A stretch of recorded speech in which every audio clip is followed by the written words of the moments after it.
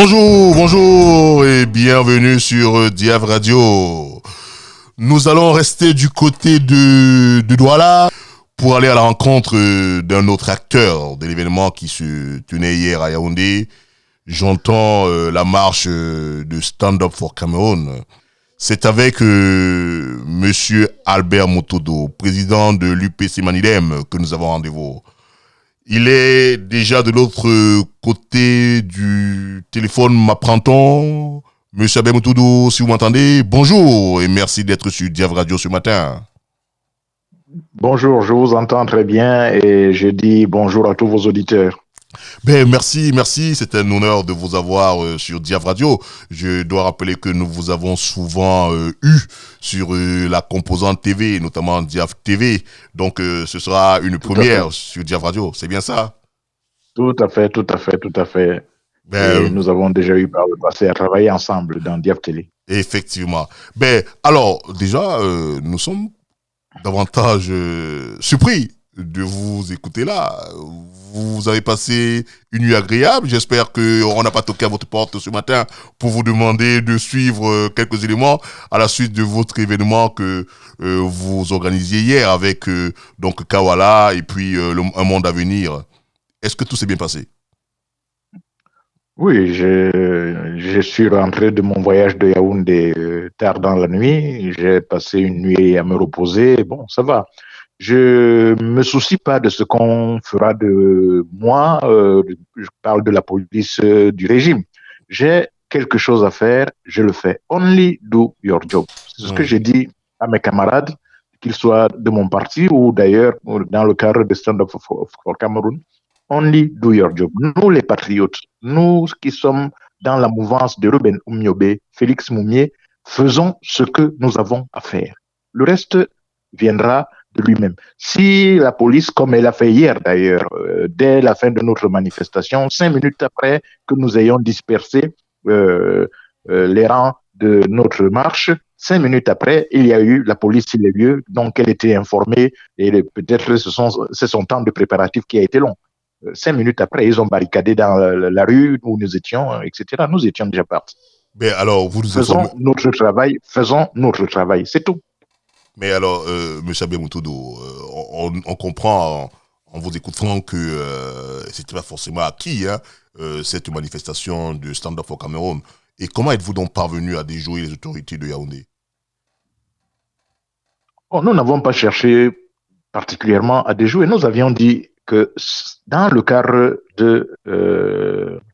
du contexte électoral, campagne électorale, eh bien, les gens tiennent des manifestations, tiennent des meetings, font des marches. Bon, vous voyez que tout le monde en fait, en particulier le parti au pouvoir, le RDPC. Il n'y a pas de raison que nous n'en fassions pas. Ceux qui veulent défendre l'idée qu'il faut aller voter, qu'ils fassent et pour dire aux Camerounais d'aller voter. Ceux qui veulent défendre l'idée qu'il ne faut pas aller voter, c'est notre cas, eh bien, nous devrions aussi avoir le droit de marcher, de dire, de tenir des meetings, qu'il ne faut pas aller voter, évidemment, d'en donner des raisons. Et c'est ce que nous avons fait. Il ne faut pas se laisser arrêter par le fait qu'il y a une épée de Damoclès qui est au-dessus de notre tête, qui est la police du régime. Non, ou la force du régime, ou la violence du régime, ou la brutalité. Nous avons quelque chose à dire, nous tâchons de le dire.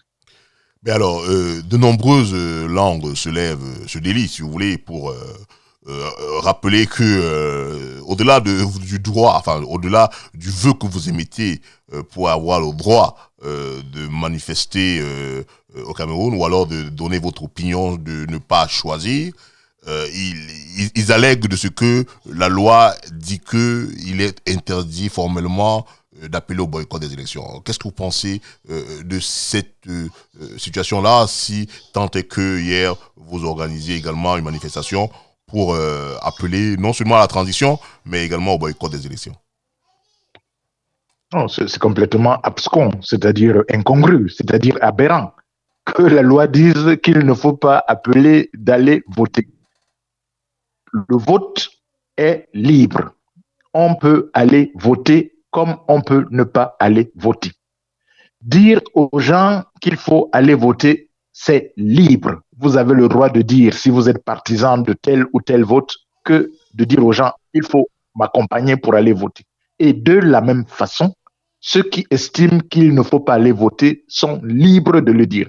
C'est complètement aberrant de verrouiller les choses en disant celui qui ne veut pas aller voter, il ne faut pas qu'il le dise. Ça veut dire quoi? C'est sa liberté d'expression qui est, comment dit-on, limitée. Il n'y a aucune raison qu'on impose que celui qui ne veut pas aller aux élections ne dise pas qu'il ne veut pas aller aux élections et explique cela à d'autres personnes. Parce que tout de même, c'est pas sur un coup de tête. Il y a une explication derrière. Et c'est peut-être les explications que le régime ne veut pas. Parce qu'il veut quelque chose qui soit simplement comme un ordre divin. Le régime n'est pas Dieu. Le pouvoir actuel de Biya, ce n'est pas Dieu. Et il faut que les Camerounais cessent de se comporter comme s'ils avaient Dieu au-dessus d'eux. On est libre d'aller voter. On est libre de ne pas aller voter. On est libre de dire aux autres d'aller voter. On est libre aussi de dire aux autres de ne pas aller voter. Donc ce serait une loi absurde que de dire celui qui dit de ne pas aller voter, il tombe sous le coup de la loi. C'est absurde. C'est même une loi d'un régime dictatorial.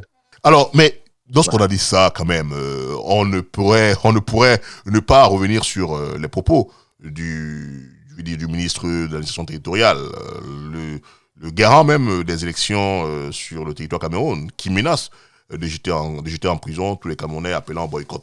Est-ce que ces menaces-là ne vous ont pas fait réfléchir? Le garant des élections n'est pas le MINAT. Le garant des élections n'est pas le MINAT. Le garant des élections, c'est le peuple camerounais. Le MINAT est un exécutant. Il organise, oui. C'est-à-dire qu'il met les billets de vote, etc. Il prépare les urnes, etc. C'est pas lui le garant des élections. Le garant des élections, c'est la souveraineté du peuple camerounais. Et cette souveraineté-là, eh bien, elle s'exprime comme elle entend s'exprimer. Il faut arrêter de penser que un ministre est là pour dire ce qui doit être fait, ce qui ne doit pas être fait. Non, un ministre est là, c'est un fonctionnaire. Il doit exécuter ce qui doit être fait. Et ce qui doit être fait, en dernier ressort, c'est le peuple qui décide. S'il estime que ce qui est fait, peut-être depuis 37 ans ou 40 ans, n'est pas bon, il peut le dire. Il a le droit de le dire. Alors, c'est terrible. C'est terrible. C'est-à-dire qu'il faut sortir d'une logique d'enfermement à une logique de libération. Il faut sortir de là. Sinon, nous resterons comme ça pendant des décennies encore. Vous voyez, il faut sortir de la logique d'enfermement. J'attends qu'on me dise ce que je dois faire. Et quand on me l'a dit, j'obéis comme si c'était un ordre. Une logique de qu'est-ce que moi je veux pour ce pays? Qu'est-ce que je veux pour mes enfants? Qu'est-ce que je veux pour mes petits-enfants? Voilà.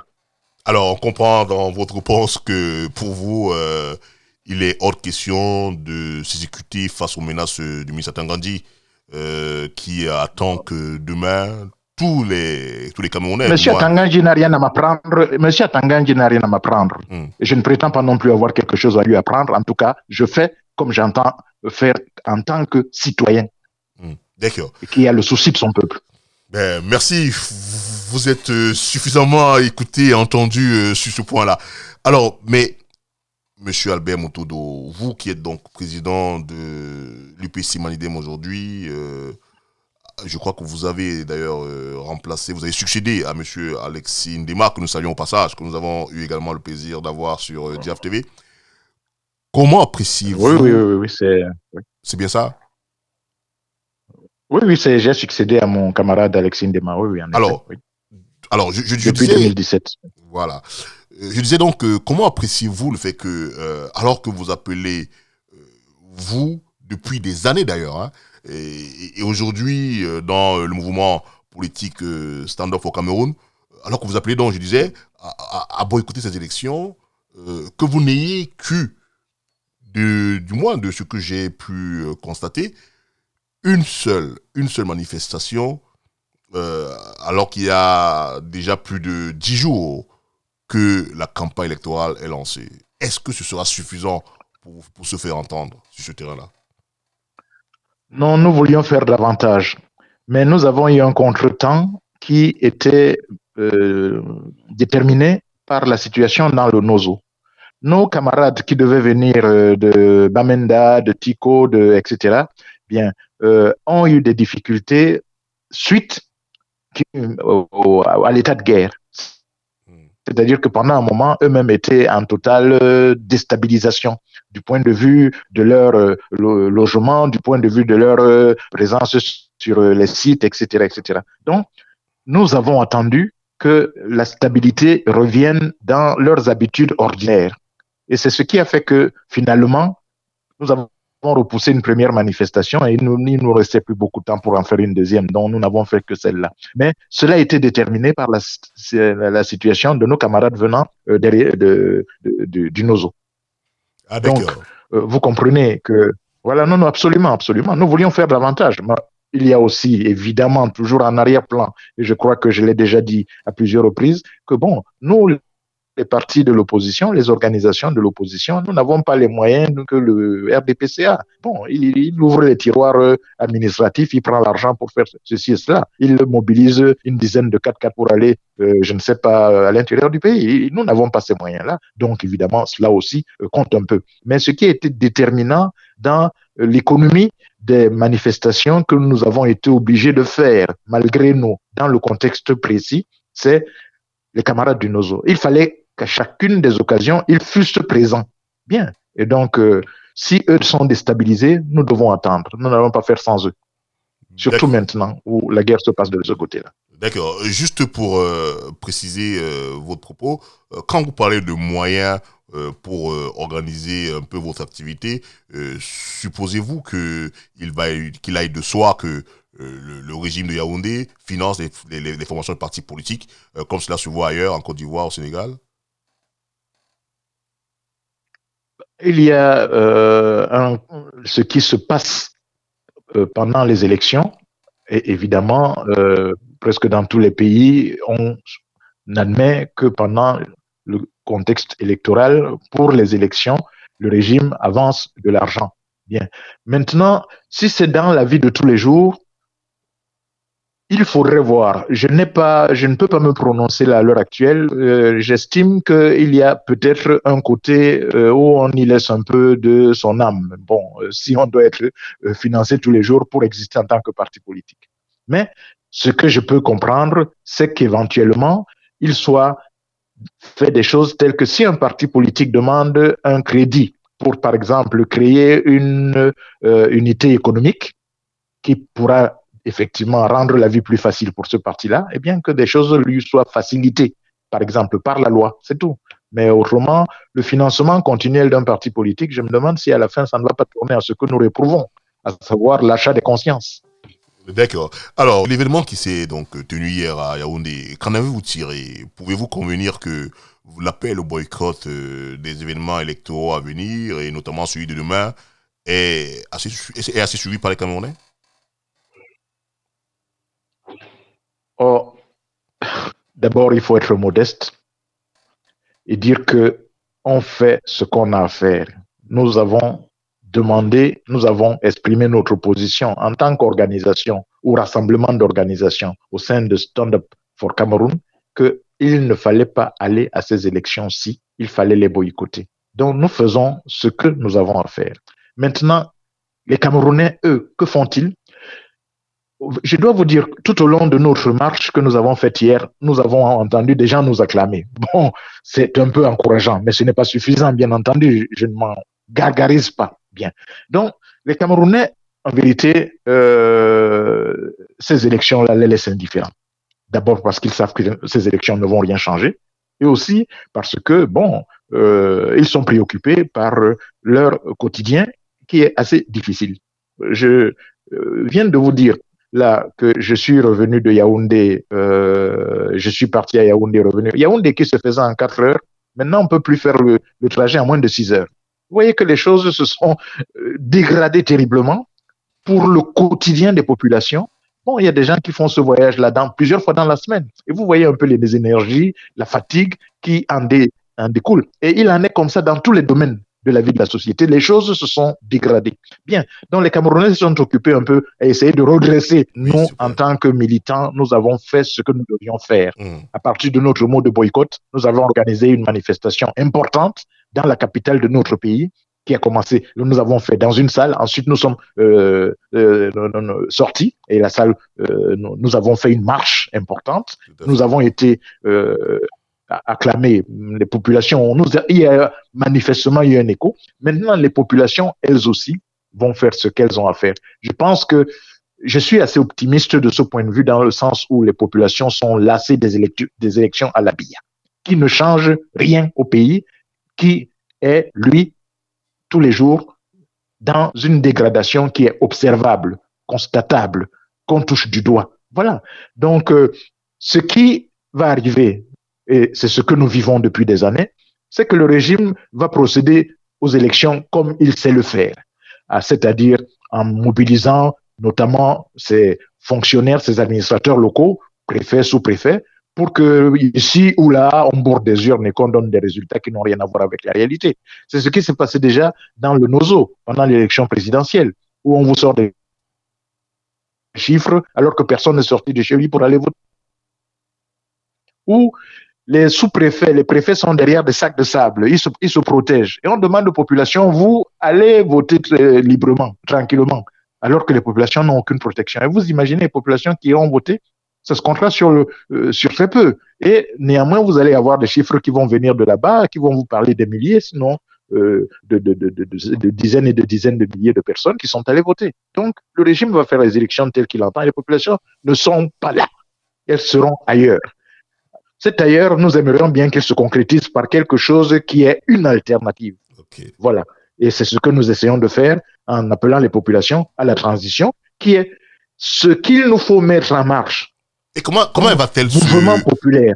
Alors, comment va-t-elle s'implémenter sur le terrain de la réalité, votre transition, puisque vous appelez au boycott des élections, on n'aura donc pas une élection qui arrive à finalement départager deux ou plusieurs camps. Comment est-ce qu'on va implémenter cette transition que vous appelez de tous vos voeux? D'abord, monsieur, ce qu'il faut voir, c'est que appeler au boycott n'est pas une alternative. C'est simplement dire, dans ce contexte, s'il n'allait pas faire ces élections-là. Mais si on ne va pas aux élections, il faut quand même présenter une alternative aux populations. Vous avez vu, certains partis de l'opposition ont dit boycott et on s'arrête là. Il n'y a pas un mot de plus. Ce qui pourrait même laisser penser que si, pour cette partie-là, certains partis qui ont demandé le report des élections, si ça s'était passé 6 mois après, ils auraient dit allons-y. Donc, ça ne changeait rien par rapport au fait que ces élections sont des élections faites avec le système BIA, avec les fraudes et l'organisation telle que nous désapprouvons. Donc, il faut dire, on ne va pas aux élections, il ne faut pas y aller, mais il faut présenter une alternative. Alors, je reviens à la nôtre qui est la transition. Vous me demandez comment se fait-elle? Tout à fait. La transition, je vais m'en expliquer. La transition est une période qui nous sépare de la fin du régime de BIA à la mise en place d'une nouvelle république. Donc, c'est une période à l'intérieur de laquelle on va faire des choses. On va faire des choses qui sont principalement pilotées par le vrai dialogue national. Et ce vrai dialogue national va dire qu'est-ce qu'on fait des élections? On met des experts et des militants sur la question et ils nous sortent un nouveau texte ou de nouveaux textes que nous allons respecter. Qu'est-ce qu'on va faire des douanes? On nous met des militants et des experts sur la question. Qu'est-ce qu'on va faire de nos forêts? On met des militants et des experts, etc. Qu'est-ce qu'on va faire de l'État? Qu'est-ce qu'on va faire du vivre ensemble entre les francophones, entre guillemets, et les anglophones? On met des experts et des militants qui nous sortent des dispositions qui soient acceptables par tout le monde. C'est donc une période, je résume, et encore, c'est un très court résumé, une période dans laquelle nous mettons en place les briques, les pierres qui doivent servir à l'édifice de la nouvelle République. Et cette période-là, c'est une période d'un travail populaire. Les partis politiques qui veulent cela, les militants qui veulent cela, les personnalités qui veulent cela. Et nous pouvons le faire. Et il nous faut nous donner cette occasion-là. Sinon, nous passons du BIA après BIA avec les mêmes règles qui nous embêtent excessivement aujourd'hui. Donc, nous sommes obligés de passer par cette transition-là qui remet les pendules à l'heure, repose les fondations et nous éclaire vers une nouvelle république. C'est une période où il y a du travail.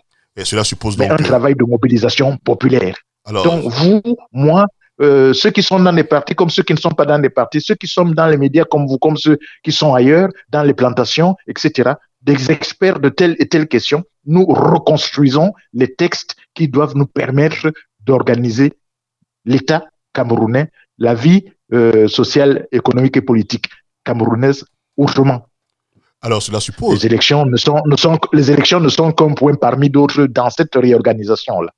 Alors, si on vous a bien compris, M. Abel Motodo, est-ce que cela supposerait que les institutions du Cameroun, dans une certaine mesure, cesseraient de fonctionner? En d'autres termes, cela suppose peut-être que, d'après ce que vous venez de nous expliquer, que M. Biya accepte qu'il abdique, qu'il remet le pouvoir et qu'il... je ne sais pas si c'est toujours lui qui devrait être le on qui doit organiser tout cela. Ce que nous voulons d'abord, c'est que les choses se passent pacifiquement.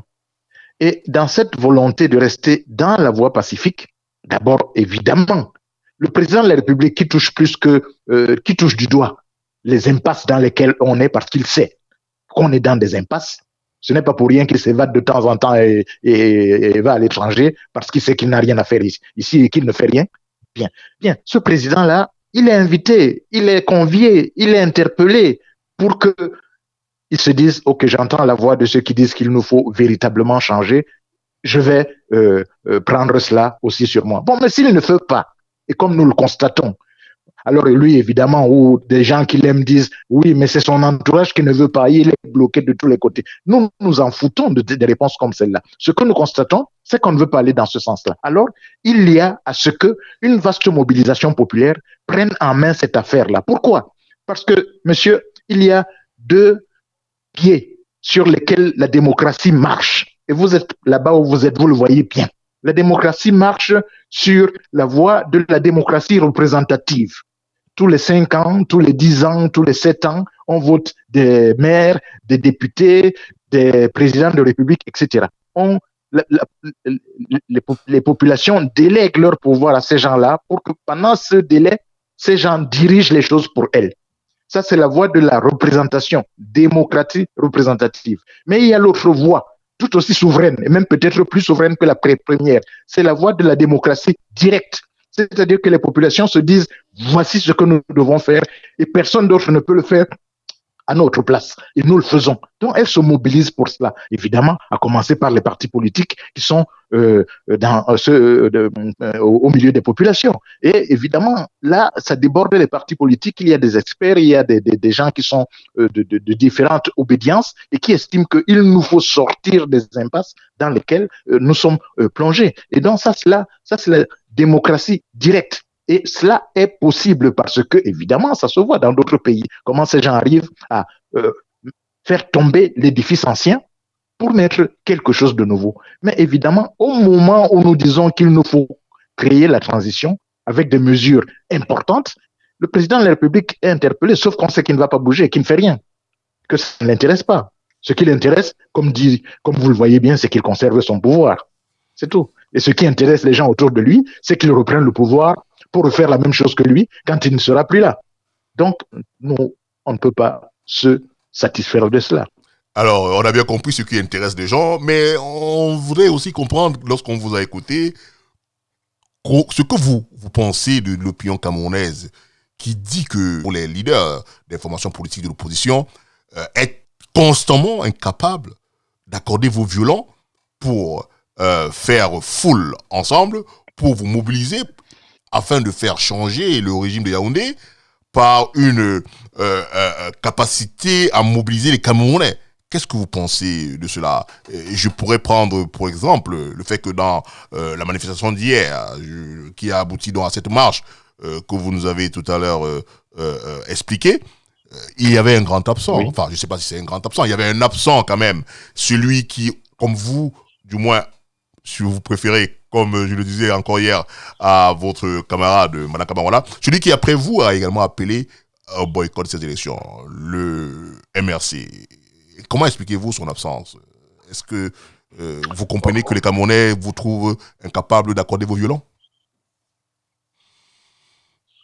Je ne veux pas vous faire la langue de bois. Ce n'est pas les Camerounais qui nous trouvent incapables d'accorder nos violons. Il se trouve que de temps en temps, ils ne sont pas accordés, quelquefois sur des questions importantes. Par exemple, ce que je viens de vous dire sur la transition, nous ne sommes pas encore d'accord tous autant que nous sommes dans l'opposition, qu'il nous faut créer les conditions de la transition qui est une vaste mobilisation populaire. Bien, mais nous ne perdons pas espoir que cela arrive. Nous ne perdons pas espoir que cela arrive, donc nous continuons. Mais c'est vrai que les choses ne sont pas spontanées. C'est du travail de longue haleine, Bien, pendant que des membres de l'opposition camerounaise étaient emprisonnés il y a tout récemment, nous avons manifesté. Moi, personnellement, je suis même allé distribuer des tracts pour qu'on les libère. Bien, cela a été fait. Eh ben, c'est aussi parce qu'il y a une mobilisation populaire à l'extérieur. Donc, il y a des choses qui nous unissent. Certains les voient rapidement, qu'il faut qu'elles nous unissent, et d'autres tardent à les voir. Mais bon, on ne perd pas espoir. La population, évidemment, pendant ce temps-là, nous dit, bon, mais comment vous ne pouvez pas vous entendre? Très bien. Elle est juge, mais elle est aussi partie. C'est ainsi, la population a un mauvais rôle. C'est d'être juge et d'être le parti. Un individu de la population ne se place pas sur un piédestal pour juger les autres. Il doit dire, qu'est-ce que je fais pendant que je suis en train de juger tel et tel parti politique? Moi-même, qu'est-ce que je fais? Vous êtes les leaders, vous êtes les leaders de l'opposition, c'est vous qui donnez la voix quand même. Tout à fait, on donne la voix, mais lui-même doit dire ce qu'il fait. C'est-à-dire, vous voyez, quand il y a plusieurs options pratiques, par exemple, nous disons, il faut aller à la transition, il faut s'organiser pour cela. Et nous avons déjà commencé à nous organiser, nous, au sein de Stand Up for Cameroun, le UPC Manidem, le CPP, Monde Avenir et quelques autres. Bien, quand il y a telle et telle option, et que quelqu'un se dise, ah ben, je balance entre ceux qui me donnent cette option-là et d'autres qui me disent, il faut attendre les prochaines élections. Si elles étaient reportées, ce serait mieux. Bien, c'est pendant ce temps-là qu'on est en train de balancer, mais c'est son propre choix qui est en cause. Si on saute les pieds joints dans un camp ou dans l'autre, eh bien, on a fait un choix où on est interpellé.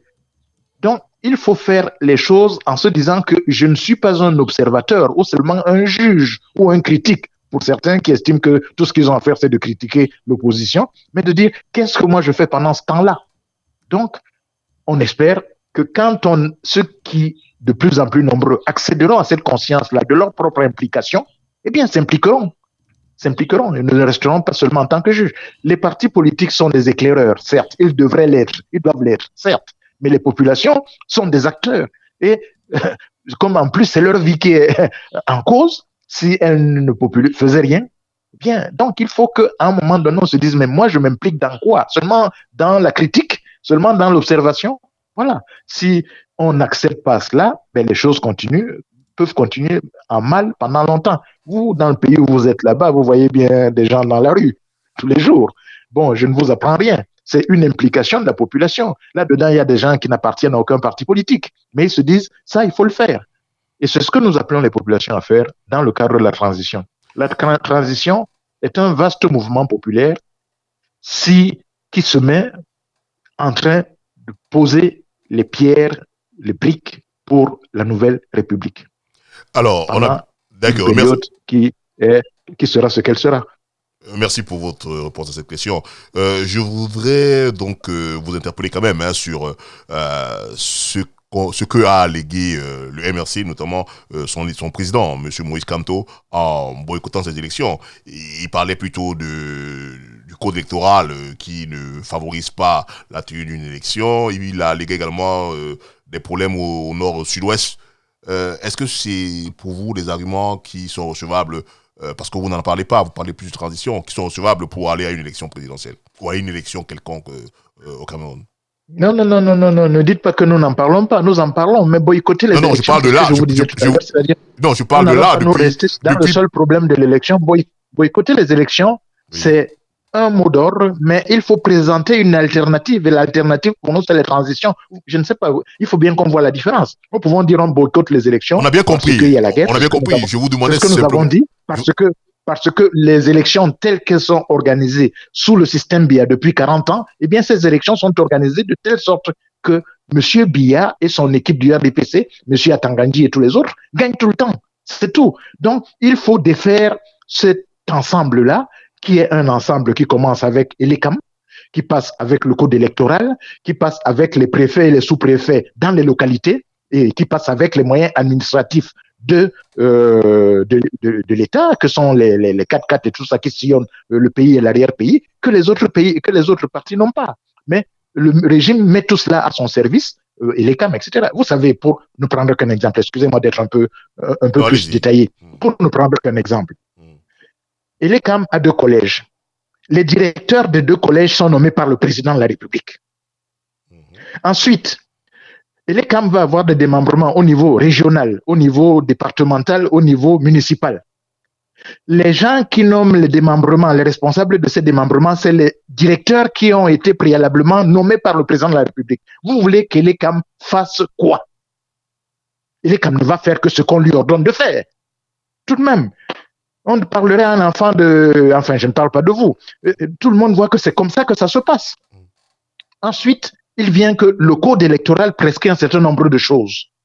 Bon, par exemple, c'est le scrutin à un tour. Vous voyez bien que le scrutin à un tour rend l'opposition difficile de se coaliser dès le premier tour, parce qu'il faut quand même que chacun sache quel est son poids. Le premier tour est là pour que chacun sache le poids qu'il représente aux yeux des populations. Et le deuxième tour devrait être là pour que les gens qui doivent se rassembler se rassemblent. Le code électoral bloque le scrutin à un tour. Le code électoral bloque le scrutin tel qu'il y a plusieurs bulletins. Avec plusieurs bulletins, vous entrez dans l'urne, on vous dit quand vous ressortez avec les bulletins des autres, on vous donne un peu d'argent. Avec nos populations qui sont diminuées, eh bien, évidemment, ça devient une source de revenus. Je rentre là-bas, à la sortie, on va me donner quelques billets. Donc, il faut un bulletin unique. Voici, il y a plusieurs exemples de ce que le code électoral verrouille une vraie alternance démocratique dans notre pays. Eh bien, quand on quitte le niveau du code électoral, on va tomber dans ce qui est fait concrètement au niveau local. Au niveau local, le sous-préfet, le préfet s'implique. Bon, donc, si on dit on ne va pas aux élections, il faut boycotter les élections pour dire que c'est seulement cela et que le coup d'après, on va à ces mêmes élections tant qu'on n'a pas nettoyé ces écuries d'OGS, vous pensez bien qu'on n'aura rien fait. Le mot d'ordre précédent aura été un mot d'ordre vain. Donc, il faut changer cela. Il est 13h à Yaoundé, à Douala et à Paris.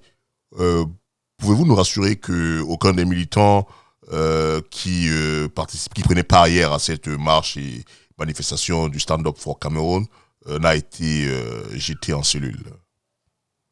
Depuis ce matin, je suis un peu en train de téléphoner à gauche et à droite. Et je pense que nos partenaires du CPP aussi le font, à gauche et à droite, pour savoir si tout le monde est bien rentré chez soi. Bien. Donc jusqu'ici, je n'ai aucune alarme. Voilà, je peux vous dire seulement cela avec la précaution. Jusqu'ici, je n'ai aucune alarme.